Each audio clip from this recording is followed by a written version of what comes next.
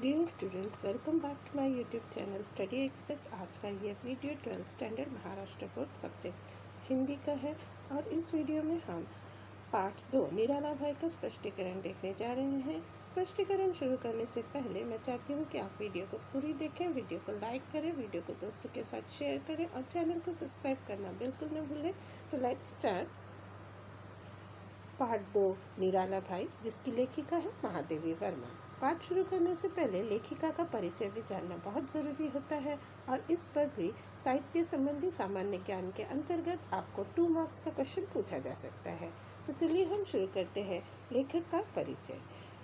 श्रीमती महादेवी वर्मा जी का जन्म 26 मार्च 1907 को उत्तर प्रदेश के फर्रुखाबाद में हुआ था और हिंदी जगत में आप बहुत ही चर्चित एवं प्रतिभाशाली कवयित्री के रूप में प्रतिष्ठित हैं। तो महादेवी वर्मा जो है लेखिका से पहले वो कवयित्री के रूप में प्रतिष्ठित है। वो एक महान कवयित्री है। आप जितनी सिद्धहस्त कवयित्री के रूप में चर्चित है, उतनी ही सफल गद्यकार के रूप में भी ख्यात है। देखिए, महादेवी वर्मा बहुत ही महान कवयित्री तो थी, लेकिन उन्हें गद्य के क्षेत्र में भी ख्याति प्राप्त है। वो गद्य लिखने में भी फेमस थे। आप छायावादी युग के प्रमुख स्तंभ हैं। छायावादी युग, अब ये छायावादी युग क्या होता है? देखिए, जैसे कि आपने इतिहास पढ़ा है बच्चों, तो इतिहास में भी कई युग आते हैं। पाषाण युग, मध्य पाषाण युग, ऐसे ही स्टोन एज जैसे कहा जाता है ना, ऐसे ही हिंदी का भी एक अपना इतिहास है। तो हिंदी साहित्य में भी काल आ जाते हैं। देखिए, आदिकाल, भक्ति काल, रीति काल, छायावादी काल।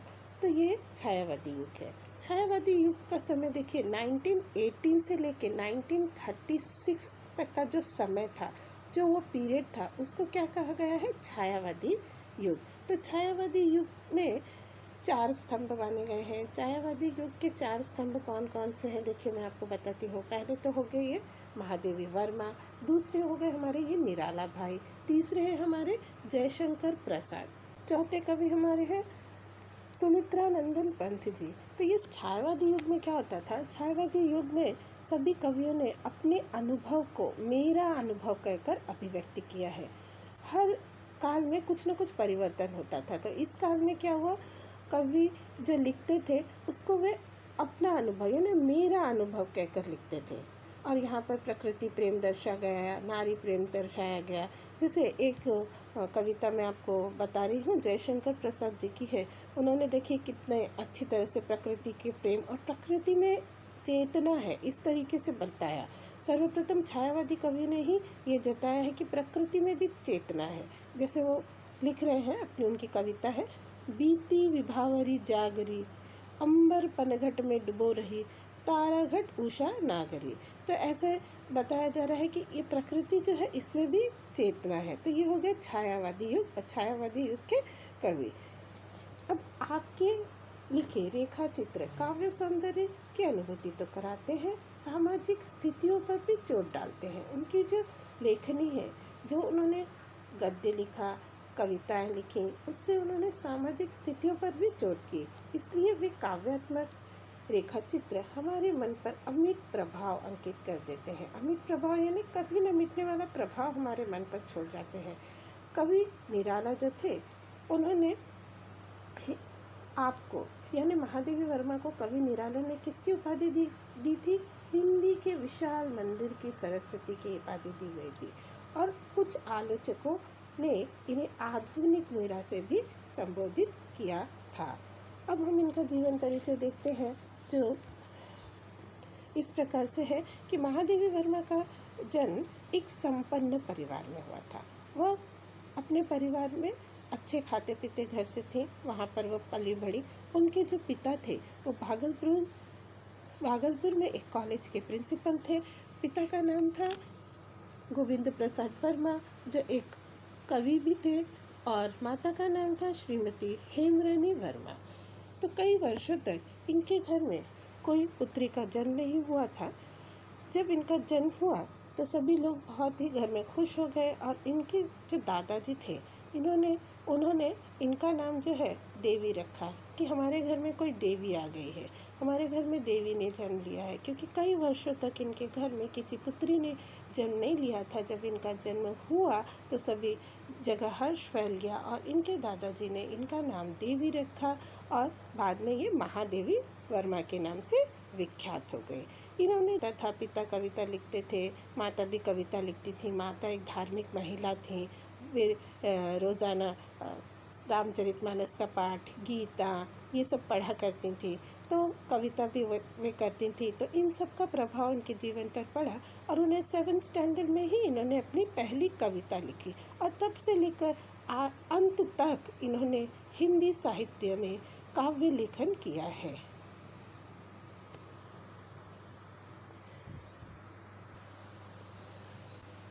प्रमुख कृतियाँ देख लेते हैं हम। इनकी प्रमुख कृतियों में निहार, रश्मि, नीरजा, दीपशिखा, सांध्य गीत, यामा ये कविता संग्रह है। यामा के लिए देखिए, यामा के लिए उन्हें पुरस्कार भी मिल चुका है। अतीत के चलचित्र, स्मृति की रेखाएं, मेरा परिवार ये रेखा चित्र है। श्रृंखला की कड़ियाँ, साहित्यकार की आस्था ये उन्होंने निबंध लिखे हैं। आगे हम देखते हैं विधा परिचय। विधा परिचय में आधुनिक हिंदी गद्य साहित्य में संस्मरण विधा अपना विशिष्ट स्थान रखती है। अब ये पाठ जो है, ये पाठ संस्मरण विधा में लिखा गया है। अभी तक देखिए बच्चों, आपने पढ़ा, कविता पढ़ी, निबंध पढ़े, ठीक है ना, कविता, निबंध और गद्य लेखन, कहानियाँ ये सब देखी। लेकिन ये जो है नया है आपके लिए, ये है नई विधा है संस्मरण की। ये पाठ संस्मरण विधा में लिखा गया है। तो संस्मरण क्या है? संस्मरण वह है हमारे साथ जो जुड़ी हुई यादें होती हैं। यादों को जब हम शब्दों में लिख देते हैं तो उन प्रसंगों को जब हम शब्दों में बयां करते हैं तो उसे क्या कहा जाता है? संस्मरण कहलाता है। देखिए, आपके जीवन में कोई ना कोई ऐसा व्यक्ति आपके साथ आया होगा जिसे आप बहुत प्यार करते होंगे। उसकी सारी बातें आपको बहुत ध्यान में रहती होंगी, याद रहती होंगी। जैसे आप कहीं भी जाते हैं, अगर आप विभक्त परिवार में रहते हैं तो आप अपने नाना नानी के घर जाते होंगे, दादा दादी के घर जाते होंगे, वहाँ बचपन से रहते हैं, आना जाना लगा रहता है। तो ऐसी बहुत सी यादें होती हैं, आपके मामा के साथ हो, आपकी दादी के साथ हो। तो इन सब यादों को याद रख के आप अपने मेमोरी में रख कर जब आप एक एक बात को याद कर कर के जो कुछ लिखते हैं तो वो क्या होता है? संस्मरण होता है। तो संस्मरण में क्या होता है? आपके जो उच्च मानवीय भाव जागृत होते हैं, उस व्यक्ति के प्रति प्रेम, उसका कैरेक्टर, ये सब आप शब्दों में लिख देते हैं। तो वही क्या कहलाता है? संस्मरण कहलाता है। देखिए, हमारे जीवन में आए किसी व्यक्ति के स्वाभाविक गुणों से अथवा उसके साथ घटित प्रसंगों से हम प्रभावित हो जाते हैं।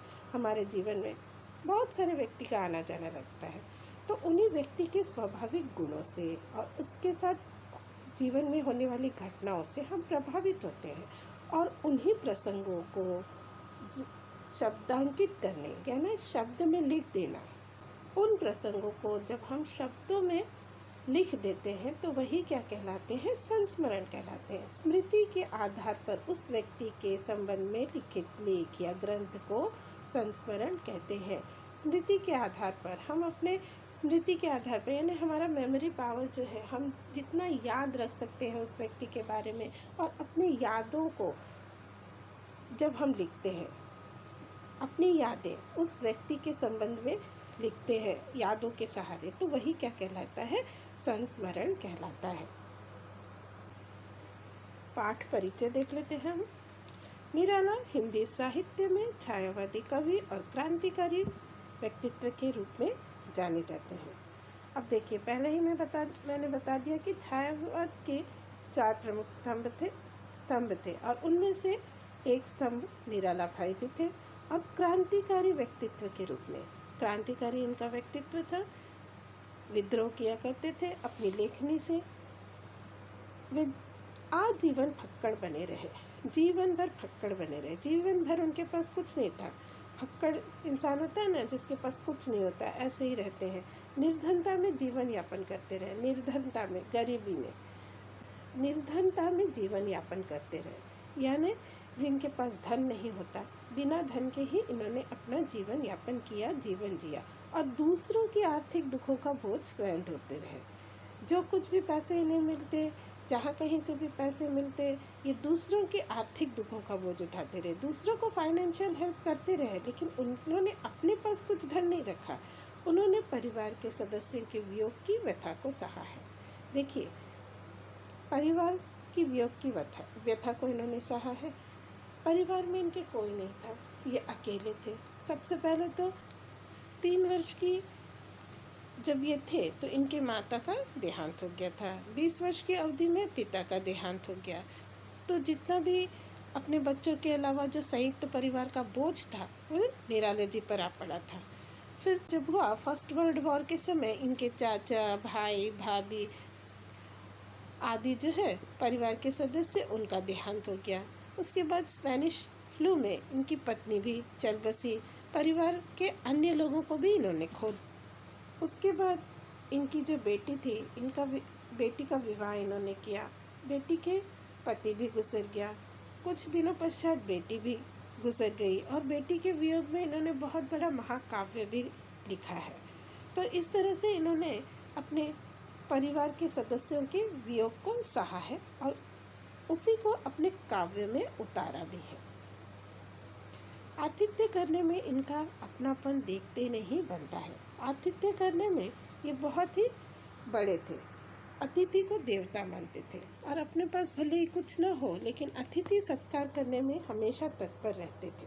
अपने समकालीन रचनाकारों के प्रति उनकी संवेदना और चिंता रहती थी। देखिए, आजकल का युग कैसा है। आजकल हम अपने जो समकालीन लोग होते हैं, समकालीन यानी उसी काल के, उसी समय के, हमारे जैसे मित्र हैं, हमारे साथ पढ़ते हैं या और कुछ करते हैं, हमारे भी जितना कंपटीशन होता है कि हम एक दूसरे से ईर्ष्या करते हैं। कभी कभी ऐसा होता है ना, एक नंबर भी किसी फ्रेंड को या अपने कॉम्पिटिटर को ज़्यादा मिल गया तो ये लगता है कि एक नंबर कैसे मिल गया उसे ज़्यादा। इस तरह की भावना हमारे मन में आती है।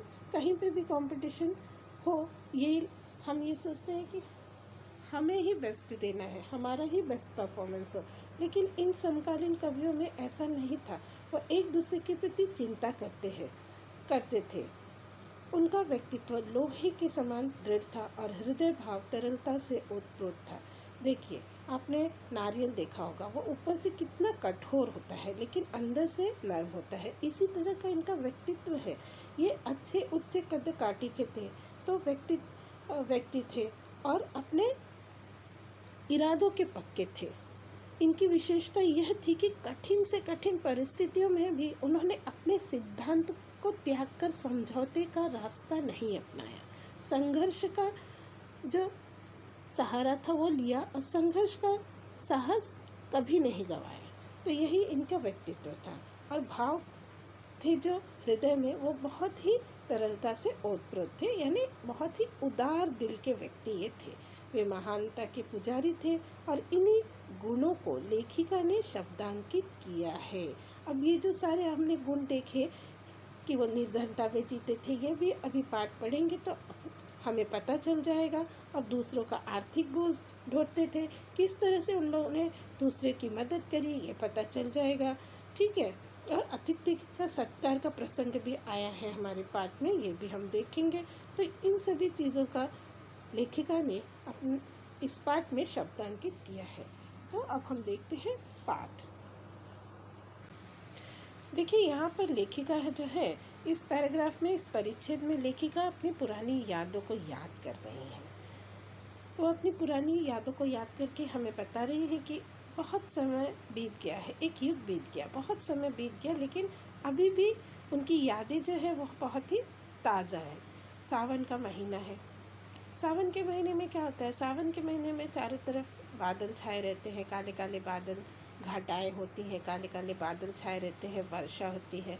तो सावन मास की पूर्णिमा का दिन है और सावन मास की पूर्णिमा को बच्चों क्या होता है, उस दिन रक्षाबंधन का त्यौहार मनाया जाता है। तो उसी को वो याद कर रही हैं कि उस सावन मास की पूर्णिमा को की छाप जो है अभी तक मेरे मन में है। मैं उस दिन को अभी तक भी नहीं भूली हूँ। तो उस दिन क्या हुआ था, क्या घटना घटी थी, ये सब जो है हम आगे के परिच्छेद में देखने वाले हैं। ठीक है, तो लेखिका कहती है उस दिन घटित प्रसंग को एक युग बीत गया है, काफ़ी समय हो गया है। वह प्रसंग आज भी मैं नहीं भूल सकी। आंखों में आंसू आ जाते हैं जब वो प्रसंग लेखिका याद करती है। देखिए, कभी कभी हम किसी से ऐसा प्रश्न कर बैठते हैं कि प्रश्न करने के बाद हमें ऐसा लगता है कि ये प्रश्न हमने क्यों किया। हम खुद उस प्रश्न को करके संकुचित हो जाते हैं, घबरा जाते हैं। ऐसा हमारे साथ अक्सर होता है। कभी हम अपने मम्मी डैडी से, कभी अपने शिक्षक से ऐसे प्रश्न कर बैठते हैं जिसके बाद हमें बहुत ही घबराहट होती है, संकोच होता है। तो ऐसा ही एक बार महादेवी वर्मा जी के साथ हुआ था। उस दिन मैं बिना कुछ सोचे समझे, मतलब किस दिन, रक्षाबंधन वाले दिन, सावन मास की पूर्णिमा थी, रक्षाबंधन का दिन था। निराला भाई जो है, जैसे हमेशा अपनी महादेवी वर्मा के घर किसी न किसी कारणवश आ जाते थे, उस दिन भी वह आए हुए थे। तो उस दिन वह पूछ बैठी, आपके किसी ने राखी नहीं बांधी? तो रक्षाबंधन का दिन है, तो ऑब्वियसली कोई भी देखता है, हर किसी की कलाई में राखी दिखती है रक्षाबंधन के दिन। लेखिका ने जब निराला भाई के हाथ पर राखी नहीं देखी तो वो इस तरह का प्रश्न कर बैठी। उस समय मेरे सामने बंधन शूल्य कलाई और पीले कच्चे धागे की सूत की ढेरों राखियां लेकर घूमने वाले यजमान खोजियों का चित्र था। उस समय उनके ध्यान में क्या था, उन रक्षाबंधन के दिन बस उनको ये था कि हर किसी के कलाई पर राखी होती है। नहीं तो जो ब्राह्मण होते हैं ना, जैसे ये निराला भाई भी ब्राह्मण ही थे, तो ब्राह्मण लोग क्या करते हैं, कच्चे सूत के ढेरों राखियां लेकर घूमते हैं। तो उस तरीके से भी उन्होंने निराला भाई को नहीं देखा, तो वो इस तरह का प्रश्न निराला भाई से कर बैठती हैं। निराला जी उत्तर देते हैं, कौन बहन हम जैसे भुक्कड़ को भाई बनावेगी। तो ये उनका उत्तर था। इस उत्तर से देखिए उनके अकेलेपन की व्यथा को हमें पता चलता है। अब लेखिका सोचती है कि ये जो उत्तर है, इससे वो अपने जीवन की व्यथा मुझे बता रहे हैं या मुझे एक चुनौती दे रहे हैं कि एक भुक्कड़ भाई को कौन राखी बांधेगी। जैसे उनको चैलेंज दिया जा रहा है। वह कहना कठिन हो रहा था महादेवी जी के लिए, क्योंकि वो अव्यक्त चुनौती के आभास भी उन्हें हो रहा था। अव्यक्त चुनौती यानी अनटोल्ड चैनल। लेखिका को ऐसा लगता है कि ये कुछ भी हो सकता है। क्या मुझे निराला जी चुनौती दे रहे हैं, बिना बोले मुझे चैलेंज कर रहे हैं, ऐसा उन्हें आभास होता है। और इसी के तहत वो क्या करती हैं, उनकी बंधन शूल्य कलाई पर राखी बांधने की हिम्मत करती हैं। उन्हें मोटिवेशन मिलता है कि वो भाई बना सकती हैं और वह निराला जी के हाथ पर राखी बांध देती हैं, उन्हें अपना भाई बना लेती हैं। और उस दिन से जीवन पर्यंत ये भाई बहन का रिश्ता चलता है। वे एक दूसरे, यहाँ पर देखिए, उन्हें चुनौती मिले तो मुझे उस हाथ के अभिषेक की प्रेरणा मिले। उस हाथ के अभिषेक के लिए उन्हें मोटिवेशन मिला। किस हाथ के लिए? कि जिसने दिव्य वर्ण गंध मधु वाले गीत सुमनों से भारत की अर्चना की है। कि एक ऐसा कवि, एक ऐसा महान कवि जिसने अपने गीतों के द्वारा भारत माँ की अर्चना की। सुमन मतलब गीत कैसे हैं उनके, फूलों की तरह, और उनके गीतों में कैसे मधु यानी सुगंध आती है। ऐसे महान कवि की हाथ पर राखी बांधने के लिए उन्हें प्रेरणा मिली। और उन्होंने और क्या क्या किया है, उसका वर्णन करते हुए लेखिका कहती है कि उन्होंने बर्तन भी मांजे हैं, पानी भी भरा है। अपने कठिन परिश्रम से जो उनका पसीना बहा है, उससे उन्होंने मिट्टी का श्रृंगार भी किया है। इस तरीके के कवि के हाथ पर राखी बांधने के लिए मुझे मोटिवेशन मिला और मैंने राखी बांधने का कार्य किया, भाई बनाया। आगे का परिच्छेद देखते हैं। दिन रात के पगों यानी पैर। अतीत के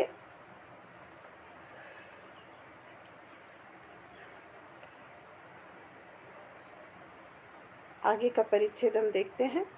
दिन रात के पगों का अर्थ होता है पैर। अतीत यानी जो हमारा पास्ट है।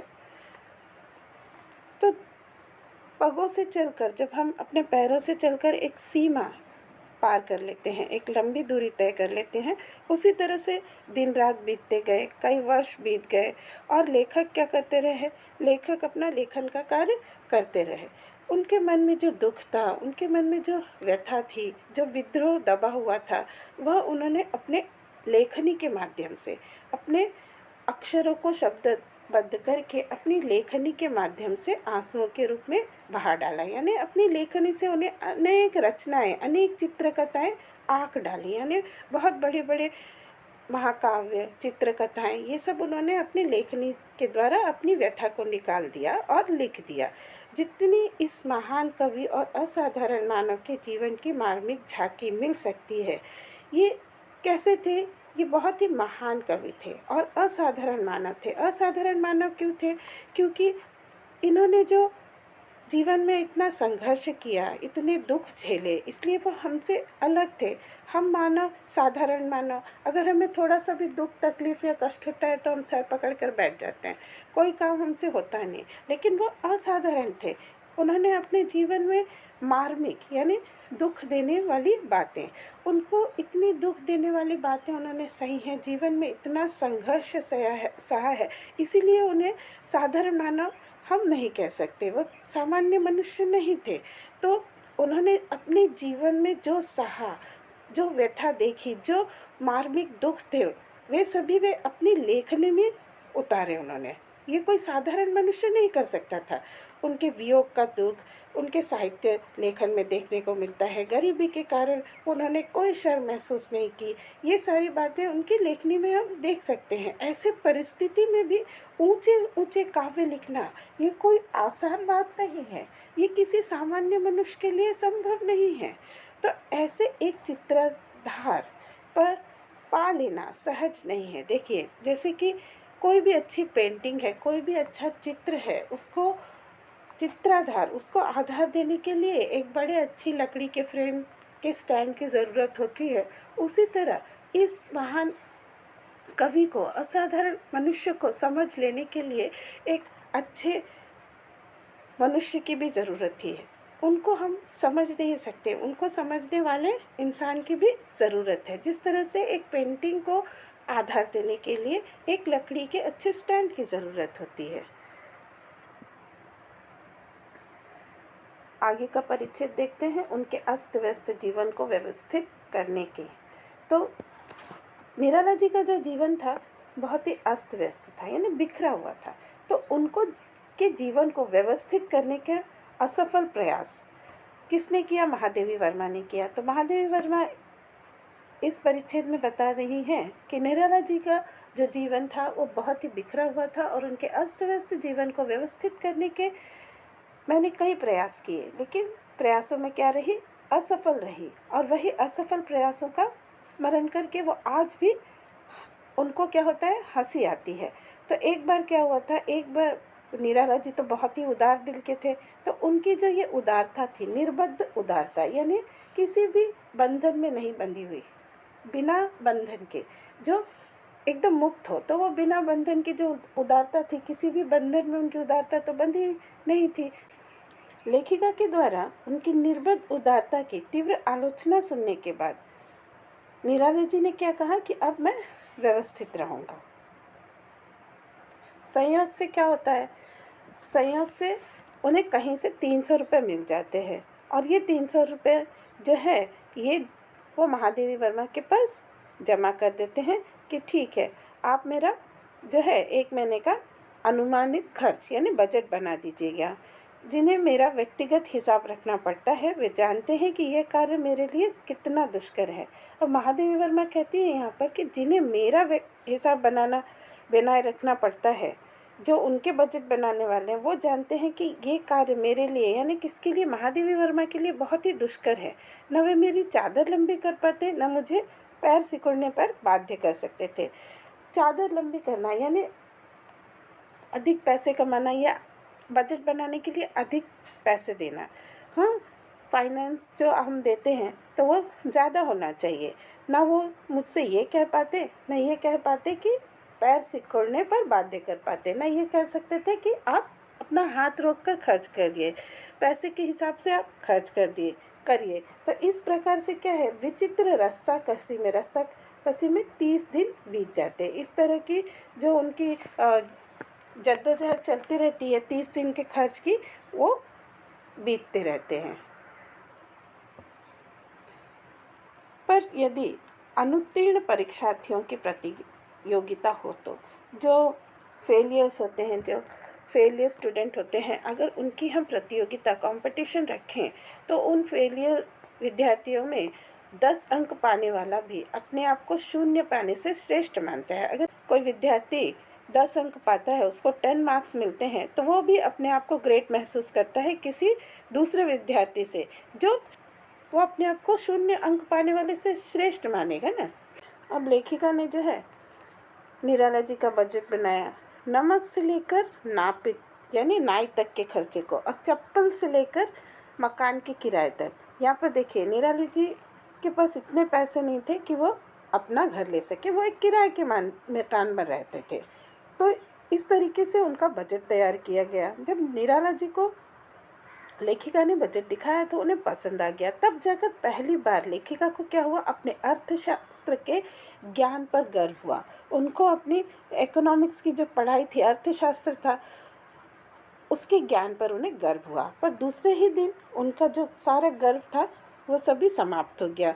वे सवेरे सवेरे ही आ गए और 50 रुपये की मांग की, क्योंकि किसी स्टूडेंट की जो है एग्ज़ाम फीस भरनी थी, नहीं तो वो एग्ज़ाम में नहीं बैठ पाएगा।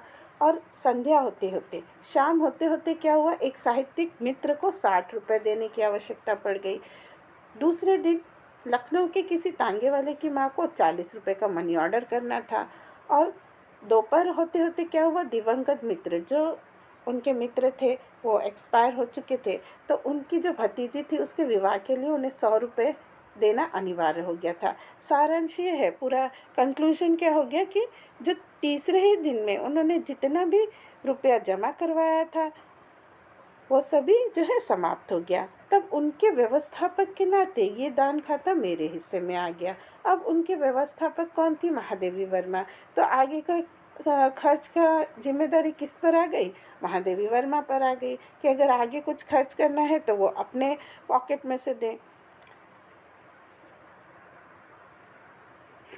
एक सप्ताह में ही उनको समझ में आ गया था। किसको, महादेवी वर्मा ने 1 वीक में ही ये समझ लिया था कि ऐसे ऑर्डर दानी को रोका नहीं गया तो क्या हो जाएगा, वो मुझे भी अपनी ही स्थिति में पहुंचा कर दम लेंगे। तब से उन्होंने कभी भी उनके बजट बनाने का दुस्साहस नहीं किया। आगे का परिच्छेद देखते हैं। जो बड़े ही प्रयत्न से, बड़ी ही कठिनाई से बनवाई गई रज़ाई, कोट जैसे नित्य व्यवहार की वस्तुएं, यानी जो डेली यूज़ के लिए जो उनके वस्तुएं होती थी, वह भी वो क्या करते थे, दूसरे को दान में दे दिया करते थे। अगर वो किसी को कष्ट में देखते कि किसी के पास रज़ाई नहीं है, कोट नहीं है, तो वो भी दूसरे ही दिन अंतर्धान हो जाती है। अंतर्धान हो जाए यानी गायब हो जाना। तब अर्थ के संबंध में क्या कहा जावे, तो हम पैसे के संबंध में क्या कह सकते हैं, वो तो एक साधन मात्र ही है। वह संध्या भी मेरी स्मृति में विशेष महत्व रखती है। अब महादेवी वर्मा याद कर रही है कि वह संध्या, वह शाम का समय भी मुझे याद है जब श्रद्धेय मैथिली शरण जी निराला जी का आतिथ्य ग्रहण करने गए। अब मैथिली शरण गुप्त जी जो है अतिथि बनकर निराला जी के घर पधारे हैं। तो आगे देखते हैं हम। बगल में गुप्त जी का बिछौने का बंडल दबाए। बिछौने का बंडल, जैसे बिछौना होता है, आपने देखा होगा, बिछौना है उसको फोल्ड करके हम एक बंडल की तरह बना लेते हैं, उसको निराला जी ने अपने बगल में दबा लिया है। दिया सलाई के क्षण प्रकाश, दिया सलाई मैच बॉक्स होती है, मैच स्टिक आप जब जलाएंगे तो आप देखेंगे उसकी रोशनी कितनी होती है, तो वो क्षण प्रकाश, दिया सलाई मैच स्टिक से जलाए हुए हल्के से थोड़े से प्रकाश को दिखाते हुए वो क्या कर रहे हैं, क्षीण अंधार में तंग सीढ़ियाँ, अंधकार में तंग सीढ़ियों का मार्ग दिखाते हुए वे उन लोगों को ऊपर के कक्ष में ले जा रहे हैं, जहाँ पर उनकी कठोर साहित्य साधना का मुख साक्षी रहा है। वह कमरा, वह कक्ष जहाँ पर उन्होंने कठिन परिश्रम किया है, महाकाव्य लिखे हैं। जीवन का संघर्ष जो उन्होंने किया उसी कमरे में बैठकर किया, महान काव्य लिखे। आले पर कपड़े की आधी जली बत्ती से भरा तिल से खाली मिट्टी का दिया। आले पर कपड़े की आधी जली बत्ती। देखिए आला क्या होता है। आला आपने घर में रहते हैं और गांव अपने घर जाते होंगे तो आपने देखा होगा वहाँ पर बड़े बड़े घरों में दीवारों में एक जगह बनी होती है, एक ब्रैकेट जैसी जगह बनी होती है, उसे आला कहते हैं। वहाँ पर दिया लैंप रखने की वो जगह होती है, तो वो आला। आले पर कपड़े की आधी जली बत्ती। देखिए दिया किससे बनता है। दिया मोस्टली हम सब लोग रुई से बनाते हैं, रुई का दिया बनाते हैं, लेकिन वो रुई भी उनके पास नहीं है तो उन्होंने क्या किया है, कपड़े की बत्ती बनाई है जो उन्हें दिखाई दे रही है कि वो अब आधी जली है और आधी जो है उस दिए में पूरी भरी हुई है, जिसमें तेल नहीं है, सिर्फ क्या है, जली बत्ती से ही वो दिया भरा पड़ा है। दिया मानो अपने नाम की सार्थकता के लिए जल उठने का प्रयास कर रहा है। दिया क्या होता है, दिया वो अपने नाम को सार्थक करना चाहता है, जल उठने का प्रयास कर रहा है। उसमें तेल नहीं है, वो आधी जली बत्ती बुझ चुकी है। इस तरीके से उनके जो घर की कंडीशन थी वो यहाँ पर बताई गई है। आलोक रहित, सुख सुविधा शून्य घर। अब उनका घर कैसा है, आलोक रहित है, कहीं पर भी प्रकाश नहीं है, कोई भी सुख सुविधा शून्य घर है, कोई भी लग्जरी नहीं है, कोई भी सुख सुविधा नहीं है। गृह स्वामी के विशाल आकार, उनका गृह स्वामी कैसे है, विशाल आकार का है, यानी निराले जी के जो विशाल आकार कद काठी है उसकी बात हो रही है, और उसमें भी विशालतर आत्मीयता से भरा हुआ था। वे अच्छे कद काठी के विशाल आकार के थे, और उससे भी विशाल क्या था, उनकी आत्मीयता, उनका उदार स्वभाव। अपने संबंध में बेसुध निराला जी अपने अतिथि की सुविधा के लिए सतर्क प्रहरी थे। अब अपनी तो बेसुध, वो तो खुद बेसुध रहते थे, अपनी उनको कोई सुध नहीं थी, लेकिन उनको फिक्र किसकी थी, अपने अतिथि की सुविधा के, अपने अतिथि की सुविधा के लिए बहुत ही फिक्रमंद थे और बहुत ही सतर्क यानी अलर्ट थे।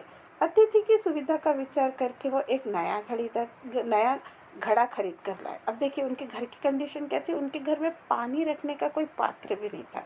जब अतिथि आते हैं, मैथिली शरण गुप्त जी आते हैं, तो उनके लिए वो एक नया घड़ा खरीद कर गंगा जल भर कर ले आते हैं, और उनके घर में धोती चादर जो कुछ भी घर में उन्हें मिला वह सब उन्होंने तख्त पर बिछा कर उन्हें प्रतिष्ठित किया, यानी उन्हें सम्मान दिया।